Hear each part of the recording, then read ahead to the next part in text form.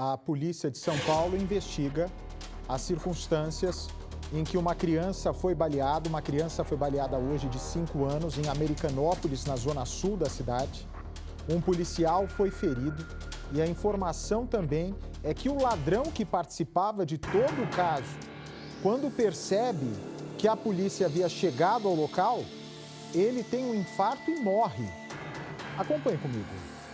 Uma criança de 5 anos baleada dentro da própria casa. Foi muito feio e foi desesperador.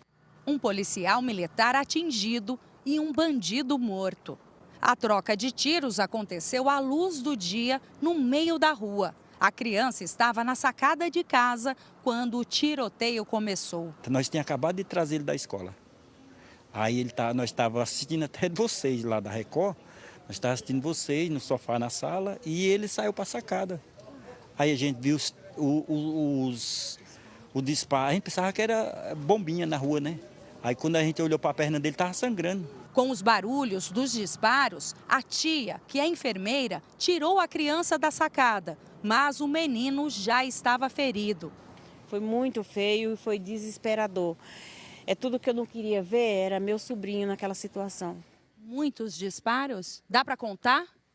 Olha, não dá para contar, porque na hora eu entrei em desespero e o meu objetivo era estancar aquele sangue dele. A criança foi levada para casa meia hora mais cedo porque não estava se sentindo bem na escolinha. Fui buscar ele na escola porque a escola falou que ele estava com diarreia.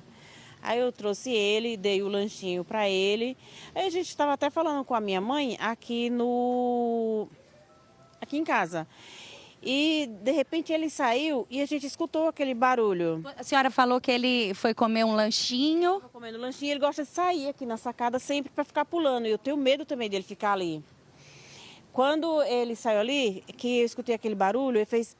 Aí eu puxei ele para dentro. Quando eu puxei ele para dentro, eu vi que ele já estava sangrando, mas eu não tinha noção onde que era o ferimento. Eu tirei a roupinha dele e quando eu vi o buraco na coxa dele, ele entrou em desespero, ele chorava muito, muito. Nossa, a gente entrou em desespero e já fomos para a UPA, que é o primeiro local de... primeiros socorros, né? A movimentação na rua era intensa quando uma viatura da Polícia Militar fazia uma ronda de rotina exatamente ao meio-dia, horário de saída das crianças das escolas, quando cruzou com esse veículo. Os 2 homens que estavam dentro, na verdade, tinham roubado o carro e se assustaram quando deram de frente com a polícia militar. Acabaram abandonando o veículo, bem aqui neste ponto, saíram armados, disparando contra os PMs. Os PMs fizeram a mesma coisa, deixaram a viatura e correram a pé na mesma direção. A troca de tiros aconteceu justamente nessa rua. Nessa viela que dá acesso à rua onde a criança estava na sacada de casa. Segundo testemunhas, os 2 criminosos armados fugiram por esta rua, que fica a mais ou menos 300 metros do local onde a criança foi baleada. Um deles tomou um caminho desconhecido e conseguiu fugir. Só que o outro decidiu subir aqui nesse morro. Ele estava sozinho, armado, mas ele teria caído, passado mal ali em cima. O corpo ainda está aqui no local. Inicialmente, quando a perícia chegou, o Corpo de Bombeiros, para constatar a morte, percebeu que ele não tinha nenhum ferimento à bala. Na verdade, ele sofreu um ataque cardíaco.